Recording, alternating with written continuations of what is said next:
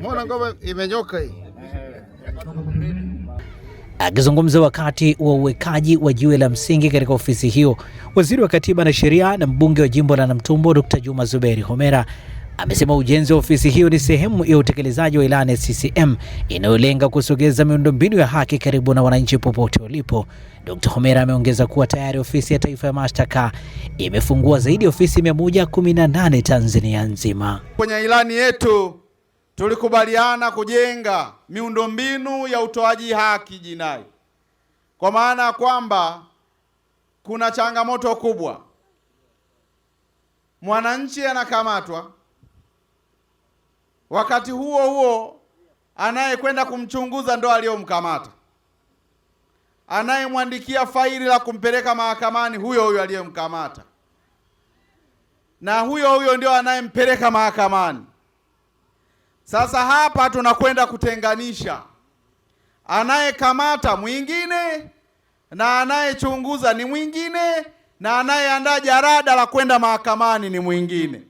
Anayeandaa jarada ndo huyu hapa ambayo leo tunajenga ofisi hapa. Kuelekea dira ya 2050 ya utekelezaji wa miradi ya maendeleo, lazima pia na unafuu kwa wananchi kwenye swala la haki lazima liwepo, ili wakishakuwa na haki watazalisha mali vizuri na maendeleo yatakuwa makubwa.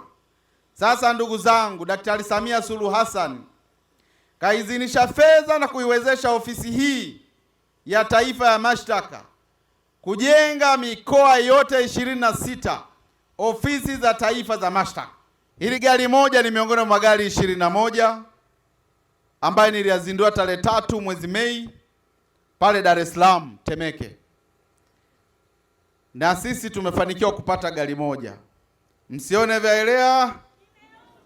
Kwa upande wake, mkurugenzi wa mashtaka DPP Sylvester Mwakitalu amesema ili kukamilisha dhana ya utoaji wa haki kwa wananchi wa Namtumbo, bado kuna haja ya kujengwa kwa gereza wilayani humo ili kurahisisha zaidi utekelezaji wa majukumu ya kimahakama na sheria. Lakini nilete ombi moja kwako. Sasa ofisi ya taifa ya mashtaka itaanza kutoa huduma mahali hapa, na tumeanza toka mwezi Oktoba, lakini kwa kupata jengo na kupata chombo cha usafiri tutaimarisha utoaji wa huduma, kwa maana sasa tunaweza kwenda kuratibu upelelezi kwa urahisi. Tunaweza kutembelea vituo vinavyotunza mahabusu, kwa maana ya vituo vya polisi na magereza. Lakini tunayo changamoto moja tuilete kwako Mheshimiwa Waziri. Wilaya ya Namtumbo hakuna gereza. Mahabusu wa wilaya ya Namtumbo wanatunzwa Songea, ni mbali kidogo. Wakati mwingine wanachelewa kufika na inalazimika mashauri yao kuahirishwa au kuchelewa kuanza. Mkuu wa wilaya ya Namtumbo Bingolo Malenya ameahidi kusimamia na kuhakikisha ofisi hiyo inajengwa kwa viwango vinavyotakiwa, pia akiomba ujenzi wa mahakama katika maeneo ya Lusewa na Mputa ili wananchi wapate huduma za mahakama kwa urahisi zaidi.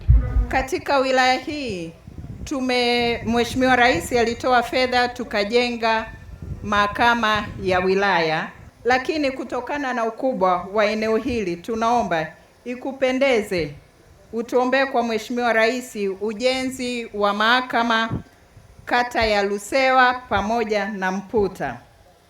Lakini vile pia tuna uhaba wa zimamoto ndani ya wilaya hii. Wilaya hii inazidi kutanuka na watu wanaendelea kuongezeka.